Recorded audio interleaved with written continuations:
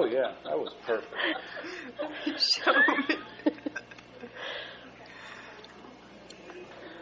No, I was laughing at you. What is that, who she am? Oh, you fly from Mexico? No. Good evening, everyone. My name is Ryan Relic. I currently hold the office of President of Lenape's chapter of the National Honor Society. It becomes apparent over the course of a student's educational career that if we work hard enough and strive for our goals, we deserve to be recognized from the rest of the student body for our accomplishments and dedication. In light of this, every spring a select group of students who have satisfied certain requirements is chosen from the whole to be recognized in an outstanding fashion by becoming members of the National Honor Society. These students truly represent individuals who hold their goals high and at the same time strive for academic excellence and perfection in all their endeavors. To qualify for induction into NHS, the students must meet strict criteria such as community involvement and high academic achievements. After compiling a list of community services, leadership positions, and grade status, the candidate's information is given to a select panel of teachers and administrators to be reviewed and decided upon. Next, each candidate who has earned his or her right into the National Honor Society will be given a letter of acceptance. Personally, I can remember whenever I received my letter. The thoughts of did I get in, did I not get in, coursed through my head. As soon as I opened the letter, I felt, oh, I got in. On that note, I am privileged to introduce one such individual instrumental in the decision process. She also happens to be the Administrative Director of Lenape and one of the largest advocates for technical education, Ms. Dawn Coker-Taylor.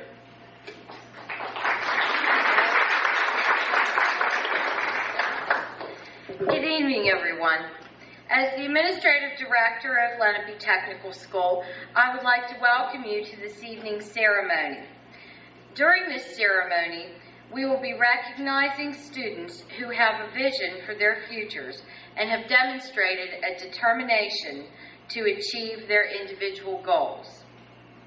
On behalf of the Joint Operating Committee, our governing body, the administration, and members of our faculty, we're proud of their accomplishments and wish them success as they begin pursuit of further education and employment. This evening's guest speaker, a graduate of Katanning High School, began his career in the communications industry locally as a disc jockey for WTYM in Katanning.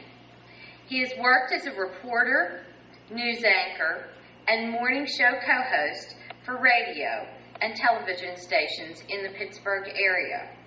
Among his credentials is serving as the Pittsburgh Bureau Chief for CNN. He can also boast surviving the Metro Pittsburgh rush hour as he served as the traffic reporter for B94 FM.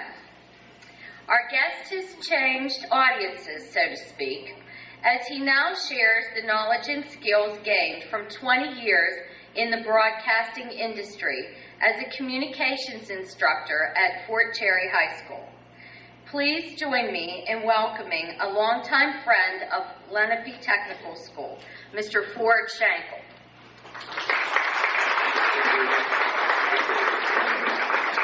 Never attempt to get through the city on a penguin night. It's a challenge. And an interesting side note, I did tune into Metro Traffic and heard my good friend and former co-worker Tim King say a little bit of backup on the backside of Green Tree Hill, which was not the case at all. It was from before I-79 the whole way into the city. Thank you very much for waiting for me. I am honored to be here because I do feel that the technical schools of the country are going to be carrying an increasing load in educating our young people. We must specialize. I'm saying lots of things you already know, but I want to reinforce it in the minds of the young people. And I will be addressing certain career opportunities in the broadcast field and otherwise that I think are very important. But the technical schools, I feel, must grow. I should mention, and I wasn't sure that he would be here tonight, but one of the founders, if you will, of Lenape Bow Tech is my father, who was one of the visionaries in the early 60s, who looked at the possibilities for the future, a little bit of a sage kind of approach to what was inevitable, that not that some of the other majors weren't important, but that the technical side, especially today with regard to computers, would someday replace some of the other jobs. Certainly welding is important today, but not nearly as much as it was in the 50s, and he saw this. So I'd like my father, Ford W. Shankle Jr., to stand, and everybody give him a big hand. I believe he's in the audience here. There he is. If you're trying to figure out the junior business, I'm the third, so that's how that works. Anyway, he was, among with others, the promulgators of this fine institution. I remember back in the 70s, whenever I was asked to give a resume, I wasn't sure exactly specifically what month it was, what year, because I've always had 2 or 3 different jobs at the same time. And one of the jobs I had was doing local programming on the cable system from roughly 1974 through 1982, while working with CNN and Channel 22 and a number of other places. It seemed as though I worked most of the day and night, but it was worth it, I think, to gain the experience. But one of the things we did, we had a local show. Some of the older folks might remember Jimmy Seifert, who had a TV program on the local cable, a good friend of mine. And we came up and did a tour of Lenape Bow Tech that had to be in the mid-70s. And then I saw the spirit of the students, the commitment, the dedication, the ever-present awareness that there is a higher goal in education, and it goes beyond, it almost gets into, I think, what we are afraid to talk about, and that is to teach, if you will, morals or ethics. I think that you can't avoid it, and I'm certainly no minister nor self-proclaimed savior of humanity, and have made many mistakes that I regret.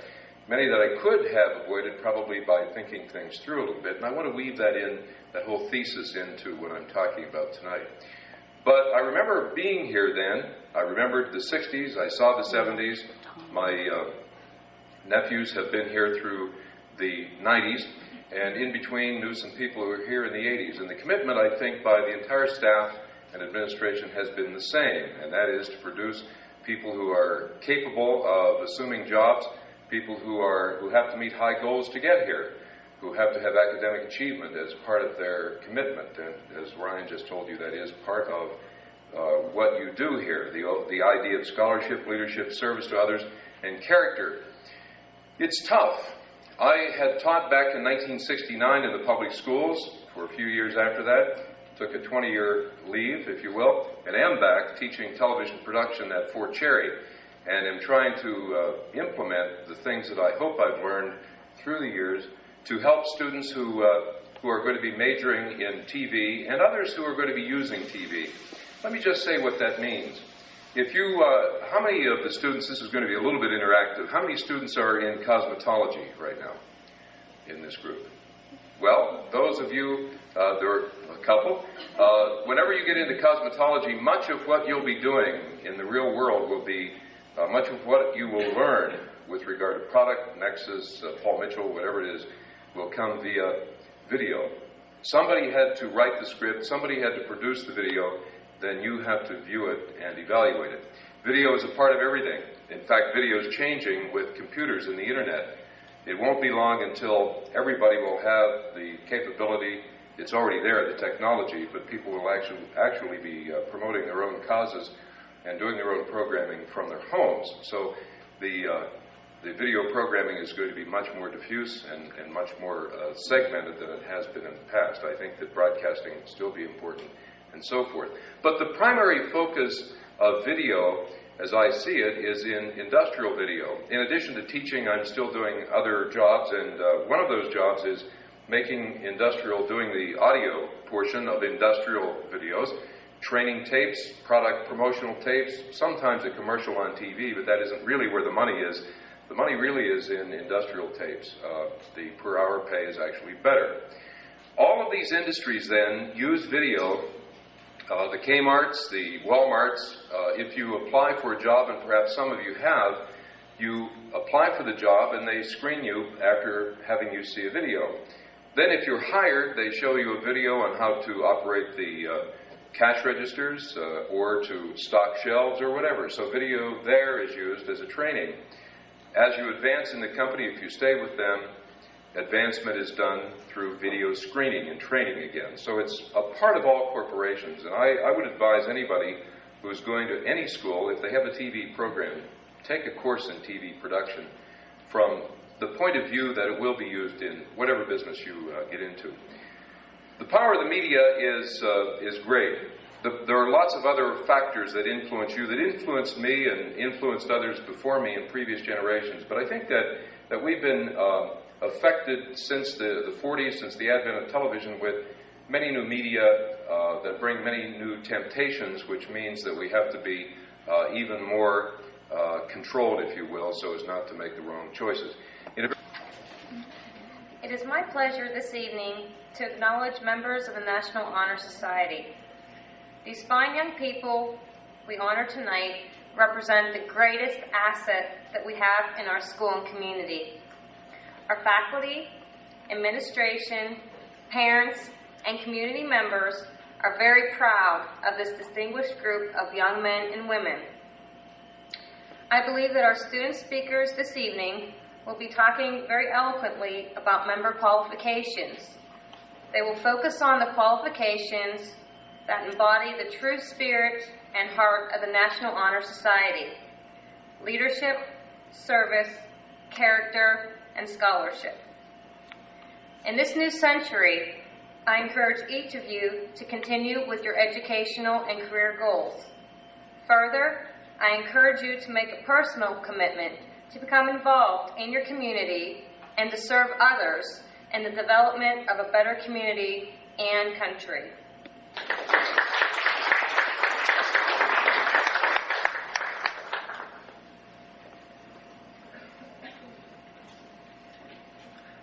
At this time, I would like to introduce the director, as you will, of the National Honor Society for Lenape AVTS, Miss Sue Ellen, my second mom, I'd like to call her, Miss Sue Ellen Rupert.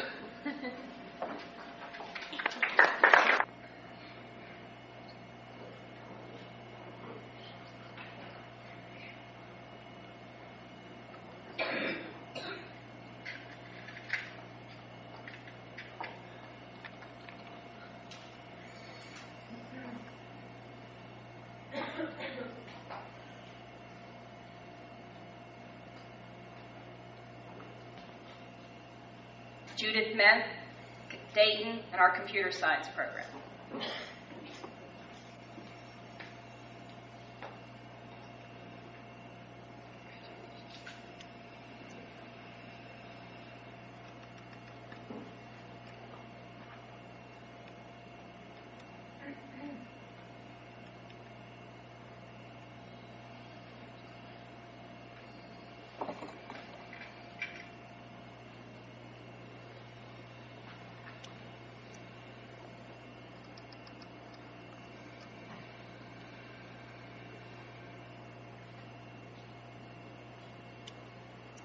Rebecca Rankin, Shanoff Valley, our marketing education program.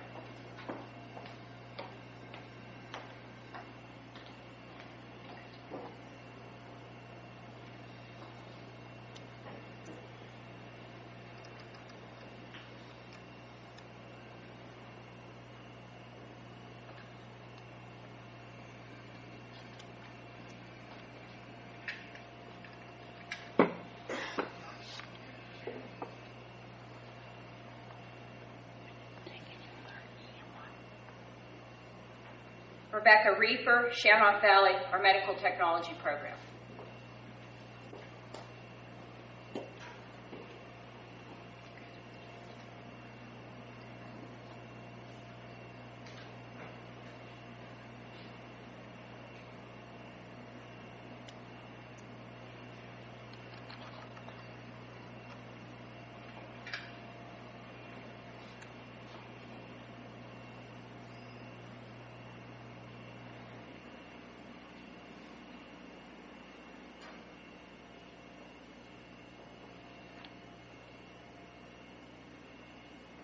Lori Schrettengoss from Leechburg in our Automotive Technology program.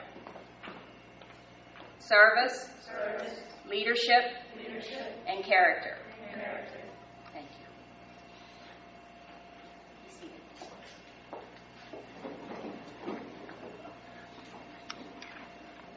I would like to...